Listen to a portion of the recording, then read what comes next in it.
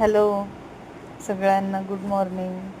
आणि आजची माझी सुरुवात होती आहे सकाळी. मी भांडे घासले, कारण मी आदल्या दिवशी भांडे घासलेले नव्हते, कारण मला खूप चिडचिड झालेली, कारण मी काम करून घरी आलेले, नाश्ता वगैरे रात्रीचं जेवण बनवलं आणि माझा त्यातच वेळ खूप जात होता. त्यामुळे मी भांडी घासून राहिले माझी तशीच, त्यामुळे मी सकाळी सकाळी घासली. तरी पण मी तसं एकदम एक्साइटमेंटमध्येच घासते, मला असं आळस वगैरे येत नाही. आणि नंतर मी पीठ मळले, चांगली कणिक मळून झाल्यानंतर मी थोडीशी त्याला भिजत ठेवली. ते भिजल्यानंतर खूप छान अशी लुसलुशीत होतात चपात्या. त्यामुळे मी एकदम आधी पीठ मळते आणि त्यानंतर भात, भाजी आणि नंतर पोळ्या लागते. अशाने चपात्याही चांगल्या होतात आणि बाकीचा स्वयंपाकही आरामात करता येतो. आणि आज पहिल्यांदा मी ब्लॉग्स बनवते, त्यामुळे प्लीज मला कमेंट्स तुम्ही बघा आणि मला सांगा की कशी मी ब्लॉग्स बनवले.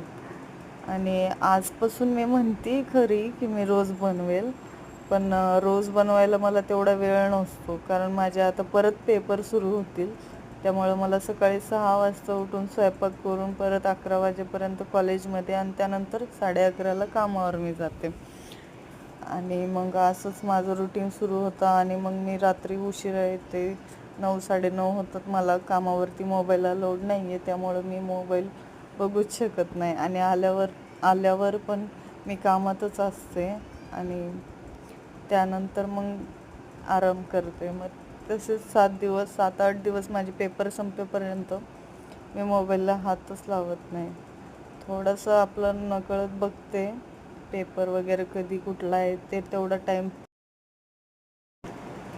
फक्त एवढंच. त्यानंतर मी किचन वाटा परत स्वच्छ केला आणि त्यानंतर मी चपात्या बनवायच्या आधी मी कांदा वगैरे भाजीची तयारी करून घेतली.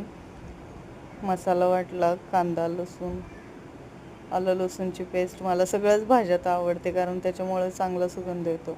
आणि कामावरती जाताना मी व्हिडिओ नव्हता बनवला, तिथे लंच ब्रेकमध्ये तेव्हा बनवला 3 वाजता.